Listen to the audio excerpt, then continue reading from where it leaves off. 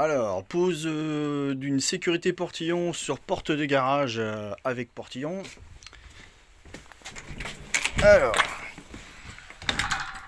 pour information, donc déjà sur les portes de garage de chez BFT SDA, aujourd'hui donc un moteur écran LCD. Alors, donc la sécurité portillon est faite en fait d'un émetteur et d'un récepteur. Donc là, on a le récepteur qui a été branché donc sur les bornes 11 et 10 pour ce qui est de l'alimentation et de la borne 3 et 5 pour ce qui est du contact. Voilà. Et on a l'émetteur qui est au niveau du portillon. Donc le portillon, on ferme le portillon. Alors à l'origine il y avait déjà un autre système de sécurité, donc on laisse les aimants présents sur le portillon.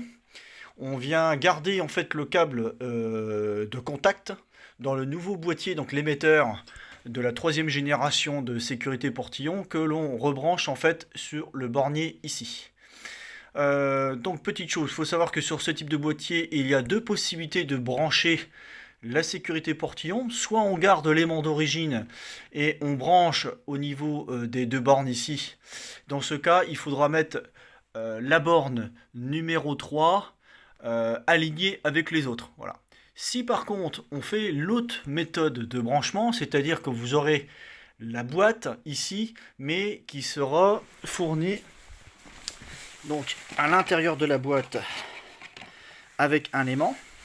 Il faudra dans ce cas, je ne sais pas si on voit, il y a une petite flèche dessus.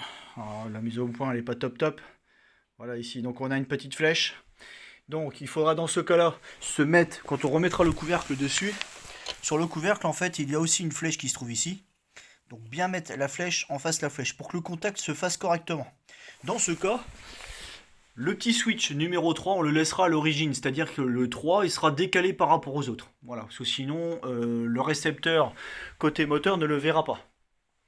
Donc, une fois que tout ça c'est branché, on fait une petite vérification. Alors je sais pas si on voit là-bas, mais voilà, sur le boîtier là-bas, en ce moment, on voit un petit voyant bleu qui clignote. Donc quand on ouvre le portillon, là on ouvre le portillon, le petit voyant vert à côté s'éteint. Et quand on referme le portillon, voilà, le voyant vert s'allume. Ça veut dire qu'en fait, il détecte bien l'ouverture et la fermeture du portillon. Voilà, donc en fait, voilà, hein, l'idée c'est ça, c'est quand on ouvre le portillon, l'aimant ne fait pas office d'électroaimant en fait quelque part, hein, et voilà, donc le contact ne le voit pas. Là il envoie l'information, c'est ouvert. Il envoie l'information, là c'est fermé, donc la porte de garage peut fonctionner. Donc autre chose, oui, sur le récepteur, ici quelquefois il peut arriver la fabrication, hein, ou voilà, surtout la fabrication, ou quand ils fournissent le boîtier, ici on a un petit cavalier noir. Il peut très bien être mis à l'origine, donc de l'autre côté, c'est-à-dire côté droit.